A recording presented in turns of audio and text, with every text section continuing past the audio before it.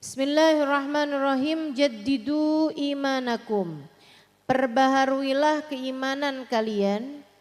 Aktsiru min qauli la ilaha illallah. Perbanyaklah membaca ucapan la ilaha illallah. Ada beberapa hal yang bisa kita ambil dari hadis ini. Yang pertama, iman itu bisa nambah, bisa kurang, bisa lama, bisa baru, bisa senantiasa diperbaharui.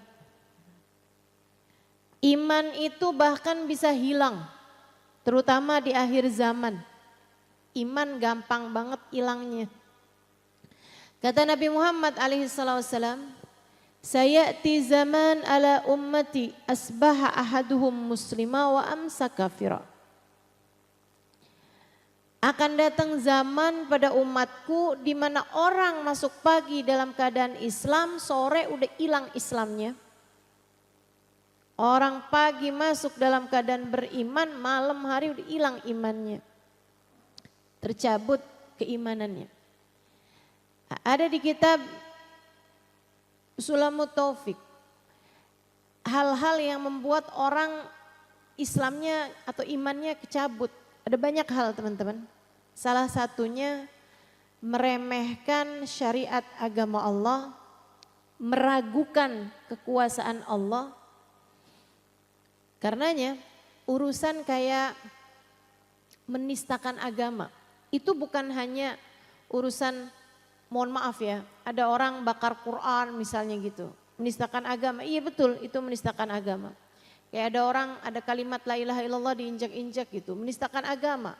Betul sekali. Tapi kamu ragu-ragu Allah memberikan kepadamu rezeki, itu juga bagian dari menistakan agama. Menistakan Allah Subhanahu wa taala. Kamu menganggap bahwa kalau kamu nggak kerja kamu nggak bisa makan. Itu Allahnya di mana maksud kamu? Kamu pikir Allah nggak bisa ngasih kamu makan walaupun tanpa kamu kerja? Bahkan dari sejak kamu berada dalam rahim ibu kamu, Allah udah ngasih kepada kamu rezeki. Menurut kamu rumitan mana ngasih rezeki sekarang di saat udah punya gigi, udah punya tangan, udah bisa mikir, udah bisa beli nasi uduk, udah bisa pakai aplikasi GoFood. Gampangan mana ngasih rezeki kayak begitu, gitu ya? Dibandingkan dengan ngasih rezeki sedangkan kamu masih berada dalam rahim ibu kamu sebagai janin. Gak bisa ngapa-ngapain. Kamu tahu kenapa orang di saat lagi hamil itu ada banyak hal-hal yang dia gak kepengen biasanya makan, kepengen makan.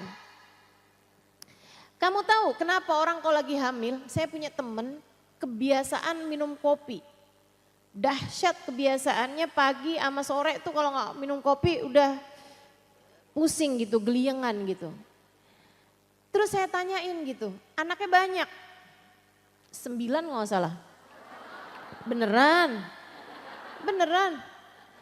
Saya tanya gitu, saya bilang, lah kamu kalau lagi hamil bukannya nggak bagus minum kopi? Subhanallah loh Ustazah, saya kalau lagi hamil nggak pengen kopi, nggak doyan kopi. Dia bilang, kenapa bisa orang kalau lagi hamil itu makanan yang dia nggak kepengen mendadak jadi kepengen, makanan yang biasanya dia suka mendadak jadi nggak suka. Karena Allah lagi mau ngasih tahu sama ibu hamil bahwa yang lagi aku pengen kasih rezeki bukan cuma kamu, tapi anak dalam kandunganmu. Aku sekarang lagi mau ngasih rezeki bukan kamu. Selain kamu juga anak dalam kandunganmu. Makanya subhanallah, subhanallah. Rezekinya anak tuh, emaknya jadi nggak suka kopi, anaknya lagi kepengen jambu, emaknya jadi pengen jambu, ya kan begitu tuh. Insya Allah, luar biasa teman-teman saudaraku sekalian. Allah Subhanahu Wa Taala tuh, beliau Allah satu yang ngasih kepada hambanya rezeki, dialah satu sang pemberi rezeki bagi hamba-hambanya. Lah kamu meremehkan pemberiannya Allah gitu, kayak yang wah kalau saya pensiun bagaimana saya bisa makan. Dari sejak kamu belum kerja, kamu udah dikasih makan, halo. Saudaraku sekalian yang saya muliakan, kalau saya nggak punya suami, kalau suami saya meninggalkan saya, gimana saya bisa membiayai hidup saya? Kamu dulu juga nggak punya suami, emang kamu lahir langsung kawin? Kan enggak. Dulu-dulu juga kamu nggak punya suami, hidup apa nggak hidup? Hidup. Harus selalu diingat, yang ngasih rezeki itu bukan suami, bukan orang tua, bukan sesiapa, tapi Allah Subhanahu wa taala. Kamu ragu-ragu terhadap makan siang, makan malam, besok makan apa, lusa makan apa. Kamu belingsatan pikiran, anak nanti makannya gimana, ini nanti makannya gimana, apa segala macam urusan-urusan rezeki nih teman-teman. Yang sampai membuat kadang-kadang orang mau-maunya sampai nyari sesuatu yang haram untuk urusan rezekinya. Ini merupakan salah satu dari kamu ngurangin kekuasaan Allah Subhanahu wa taala, meragukan kekuasaan Allah Subhanahu wa taala jalla jalaluhu wa ta'ala azamatuh. Hati-hati, hal-hal yang kayak beginian nih, yang bikin Allah kesel gitu sama hambanya. Kata Allah, lah aku yang ngasih rezeki loh. Segitunya dia nganggep suaminya, segitunya dia nganggep pekerjaannya, segitunya dia ngejilatin bosnya. Sampai jilat atasan, nyikut bawahan, kan begitu tuh.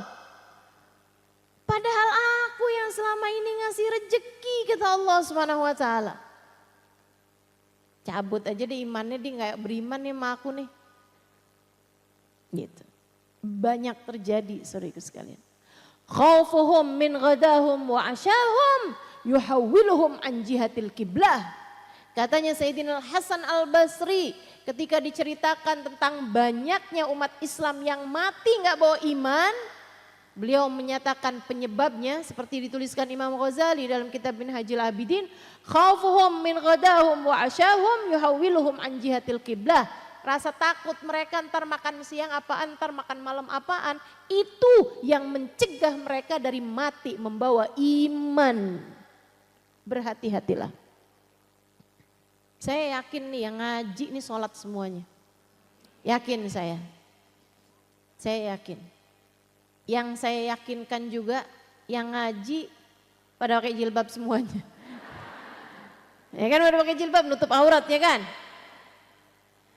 Saya yakinkan itu. Akan tetapi masalahnya iman tuh bukan pakaian. Iman bukan gerakan. Iman sesuatu yang ada di dalam hatimu.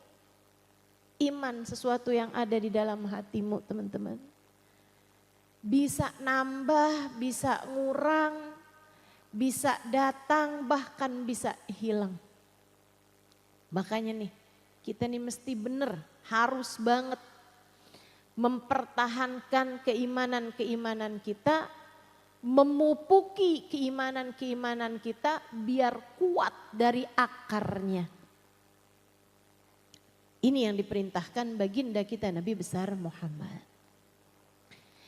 Salah satu penyebab terangkatnya iman, saudara sekalian, yang banyak juga meremehkan syariat agama Allah, menganggap ada ajaran lain yang lebih bagus. Hati-hati. Kamu ngelihat orang yang pakaiannya terbuka-terbuka lagi pada jemuran di tepi pantai. Terus kamu mikir, enak ya jadi dia ya. Kayak gak keribetan menjilbab gitu. Kayak mau fashion apaan aja oke gitu. Enak ya. Kalau saya gak Islam saya kayak gitu tuh. Kamu menganggapnya sebagai sesuatu hal yang bagus gitu, hati-hati teman-teman. Itu tuh kayak orang yang gak mensyukuri nikmatnya Islam dan itu hal yang banyak membuat Allah Subhanahu wa taala kemudian mencabut iman dalam diri seseorang. Berhati-hatilah. Ingat cerita yang pernah disampaikan guru saya, Babah Nur, dan juga saya berulang-ulang menceritakan ini, cuman mak-mak kan, paham saya, yang mana dia nih ceritanya gitu. Enak ngajarin mama tuh, saya ngajar dari 20 tahun yang lalu. Tiap kali ngaji kalau saya mau cerita apaan aja bisa. Karena dulu nggak tahu, sesudahnya kemudian lupa. Jadi kapan aja cerita boleh. Dulu nggak tahu, sekarang lupa ya. Jadi ada dulu orang India, ini orang India nih. Tinggal di lingkungan orang-orang Hindu, seorang perempuan. Tapi dia akhirnya entah kenapa ceritanya dia masuk Islam. Ya. Dia masuk Islam tapi menyembunyikan keislamannya rapat-rapat. Didiem, nggak ngasih tahu Islamnya karena lingkungan semua orangnya Hindu semua gitu. Dia kayak ngerasa nggak cukup, ya akan ada hal yang sangat buruk terjadi padanya kalau dia menyatakan keislamannya. Subhanallah, dia beberapa tahun sesudah di Islam ini dia kena penyakit, kena cancer, udah langsung stadiumnya tinggi gitu. Akhirnya dia terbaring tak berdaya, dokter udah mulain pasrah semuanya, umur dia udah hampir habis gitu. Di saat seperti itu dia memanggil ada salah satu laki-laki Arab Muslim. Dia asalnya dia tinggal di Arab, hijrah kemudian menetap di sana pedagang di kampung tersebut. Ada satu hari dia bilang sama keluarganya, boleh nggak panggilin saya Fulan bin Fulan? Oh yang orang Arab itu? Iya. Orang mikirnya yang kayak jatuh cinta nih. Permintaan orang mau mati, iya kan? Jadi diikutin aja, panggilin lah tuh si ustadz, si laki-laki Arab ini tadi, kan ustadz dia pedagang. Sampailah di tempatnya dia gitu. Begitu di kamar dia di rumah sakit dia bilang boleh nggak semuanya keluar, saya mau ada rahasia yang mau saya sampaikan. Saya malu kata gitu. Orang mikirnya beneran, wah dia mau menyatakan cintanya nih kan, permintaan orang mau mati gitu ya. Nah, jadi semuanya keluar tinggal berduaan nih sama laki-laki Arab itu. Terus dia bilang, dia ngasih, dia udah siapkan jumlah uang dikasihkan ke si orang Arab itu. Terus dia bilang, saya minta kepada kamu, saya ini muslimah, saya udah masuk Islam. Dia bilang tapi saya sembunyikan Islam saya dari keluarga saya. Saya minta tolong sama kamu kalau saya meninggal dunia tolong mandikan saya, kafani saya, sholati saya, kuburkan saya. Tapi kan nggak memungkinkan pas langsung mati langsung dikerjain. Jadi dia bilang gini, saya akan minta keluarga saya untuk langsung nguburin saya. Nanti malam-malam kamu ambil jenazah saya, perlakukan seperti mana selayaknya jenazah umat Islam. Kasihin duitnya, tolong belikan semua peralatan-peralatan untuk meninggal. Dia bilang oke, siap. Udah tuh, meninggallah dia. Beneran tuh, langsung dia bilang sama keluarganya tolong langsung kuburin aja saya nggak mau nyusahin. Karena kan dibakar apa segala macam tuh kan biayanya mahal. Itu tuh ada tarifnya tuh. Mau bakar apa open?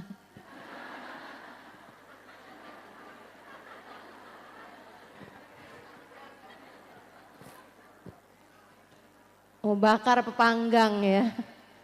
Masya Allah. Dikirain bercanda, padahal saya serius loh. Ini informasi. Teman-teman sekalian, akhirnya jadi dia bilang tolong langsung kuburin aja. Dan bener langsung dikuburin tuh sama mereka. Jadi ditandainlah sama dia kuburannya kan. Oh, dari pohon Kamboja 3 kuburan gitu kan. Ditandain sama dia. Malam hari dia bawa petromak, dia gali kuburan itu. Begitu digali dia heran karena ternyata yang di dalam sudah berkafan. Kok masih kaget aja? Padahal sih udah cerita bolak-balik loh ini. Itu tadi dia lupa ya. Baiklah. Dia heran, tapi kan karena dia menjalankan amanat temennya, dia pun akhirnya memastikan bahwa yang di dalam nih memang si perempuan itu tadi gitu. Jadilah dilepas sama dia kain kafannya itu yang bagian atas. Saat dilepas, diambil kain kafannya gitu, pas dibuka ternyata jenggotan. Dia bukan perempuan yang meninggal itu, laki-laki, ada tai lalatnya di sebelah sini. Bukan perempuan yang meninggal yang dia lihat kemarin itu. Jadi kaget banget, akhirnya dia masukkan kembali jenazah tersebut ke dalam kuburnya, dia uruk lagi. Nah, kain kafannya yang paling atas itu diambil sama dia, mau nyari gimana caranya biar dia bisa mensolati jenazah temennya itu.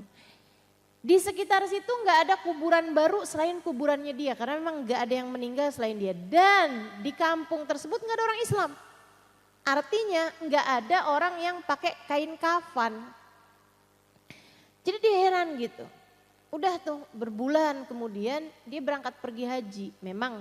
Dia memang pergi haji gitu tahun itu. Di saat dia pergi haji tuh kain kafan yang itu dia bawa kemana-mana sambil dia doa. Ya Allah, saya kepengen nih jalanin amanat temen saya nih perempuan, saya nggak tahu gimana cara jalanin amanatnya. Dia dikuburnya di mana saya nggak tahu gitu kan. Mendadak hilang dari kuburannya, ganti orang tuh kan gimana ceritanya gitu. Satu hari saat dia lagi di Masjid Haram dan dia kemana-mana memang bawa tuh kain kafan itu. Mana-mana ntar kalau dia tawaf dia taruhin sama dia di pundaknya kayak gitulah. Ada orang habis selesai dia sholat nyamperin dia gitu. Dia bilang, Pak boleh saya tanya itu kain apa yang Bapak bawa? Saya liatin Bapak bawa kemana-mana. Dia bilang iya nih ini kain kafan. Kain kafan nih Pak, sama persis ya sama yang dipakai Bapak saya ketika meninggal. Wah ini jangan-jangan jawaban nih dari doanya dia selama ini karena kan minta biar bisa jalanin amanah kan. Akhirnya dia bilang kain kafan ini Pak nggak umum dipakai orang. Tapi saya pakai kain kafan ini adanya cuma di daerah tertentu lah gitu kan. Tapi saya pakai kain ini waktu nguburin bapak saya. Bapak kamu meninggal kapan? Dikasih tahu hari yang sama dengan meninggalnya temennya yang perempuan itu tadi. Dia bilang bapak kamu meninggal di mana? Di Mekah dan dikuburkan di Ma'la. Di Hajun, dekat kuburannya Sayyidah Khadijah bintu Khuwailid, istri baginda kita Nabi besar Muhammad. Di Ma'la sana tuh di Hajun. Akhirnya dia bilang, bapak kamu kayak apaan orangnya? Begini, kok mirip sama yang dia lihat. Ada tai lalatnya ya di sebelah sini, kok bapak tahu? Jangan-jangan ya, kenapa gitu Pak? Diceritakanlah ceritanya amanat perempuan yang di India sana itu. Dia bilang, wah kalau gitu saya penasaran juga Pak. Yuk Pak, kita gali kubur bapak saya. Berdua sama beberapa orang, mereka pun kemudian pergi ke sana ke kuburannya si bapak itu. Bener dong, begitu digali kuburannya yang di dalam kuburannya laki-laki tersebut adalah seorang perempuan yang meninggal di India. Allah pindahin jenazahnya. Allah pindahin tuh jenazah. Jenazahnya perempuan meninggal di India sama Allah dipindahin ke Hajun, gak main-main. Karena dia beriman. Allah gak mau nih wanita beriman muslimah ini dikuburkan di pekuburan yang bukan pekuburan orang Islam. Karena Allah melihat hati. Hatimu beriman, hatimu penuh dengan keimanan, gak pantas untuk kumpul sama mereka-mereka ini yang tidak beriman. Jadi sama Allah dipindahkan. Gak tanggung-tanggung. Allah mindahinnya gak di karet.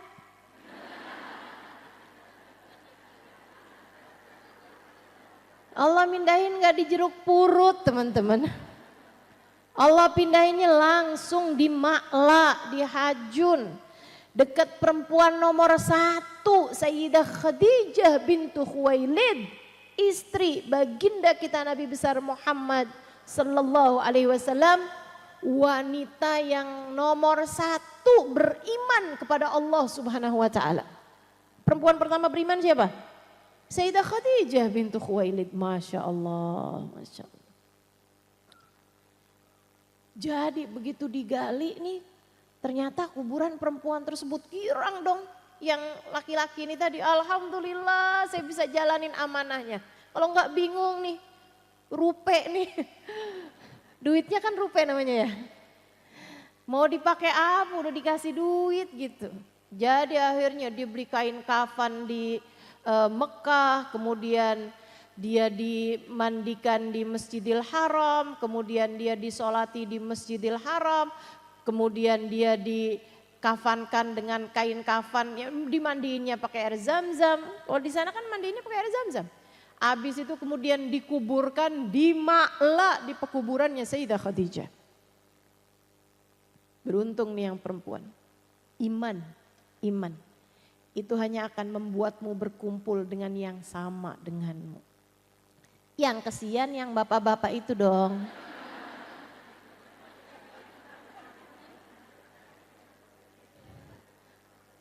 Meninggal di Mekah,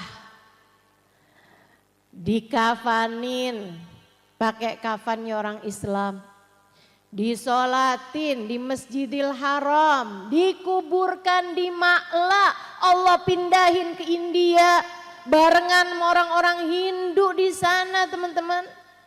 Sian banget nih orang. Apa artinya? Artinya dia dianggap kayak orang Hindu di sisi Allah. Artinya dia dianggap gak mukmin di sisi Allah. Artinya bukan orang Islam nih dia nih. Sana dah kamu di sana. Kumpul sama orang-orang teman-teman kamu di sana. Kenapa kok bisa begitu? Ditanyakanlah kepada keluarganya. Si istri bilang, suami saya tuh sebenarnya soleh sih.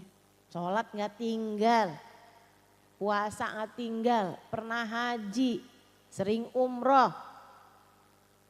Tapi sih memang, mohon maaf nih ya, kalau lagi musim dingin, malam-malam habis berhubungan intim, dia suka bilang enak ya jadi orang Hindu, orang Buddha gitu.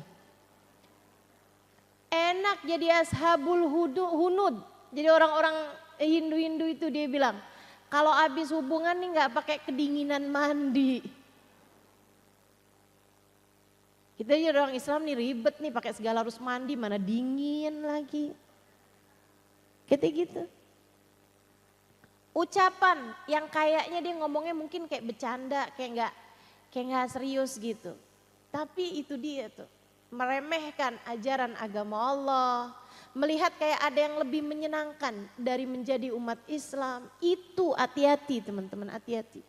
Kadang-kadang anak-anak remaja kita, kadang emak-emak juga sih ya, bercanda bawa-bawa urusan-urusan kayak begituan tuh. Jangan.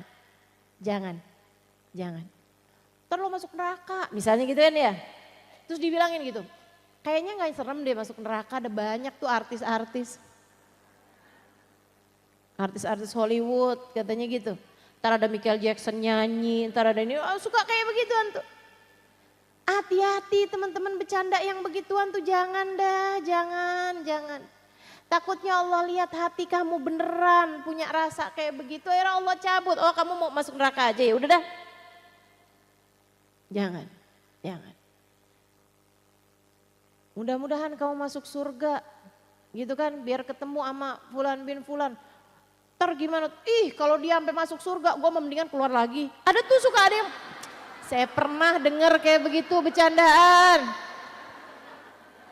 Hati-hati teman-teman. Ini saya omongin nih bukan karena apa ya. Karena memang mau ngasih tahu. Kadang-kadang kita nih orang-orang awam macam kita nih kalau nggak dikasih contohnya nggak ngeh gitu. Bahwa itu tuh hal yang kadang-kadang suka diucapkan begitu aja gitu, jangan. Kamu bercanda yang lain aja. Bercanda yang lain aja teman-teman. Ada banyak kan bahan bercandaan. Kamu sendiri ngaca tuh kan udah pengen ketawa. Masya Allah. Untuk kita di sini kan ketawa mulu nih.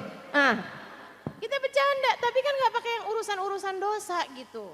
Jadi kalau kamu mau bercanda silahkan bercanda. Akan tetapi jangan bawa-bawa hal-hal yang bisa mendatangkanmu kepada murkanya Allah. Kepada murkanya Allah. Jadi bercanda yang lain aja, nggak usah bawa-bawa urusan agama.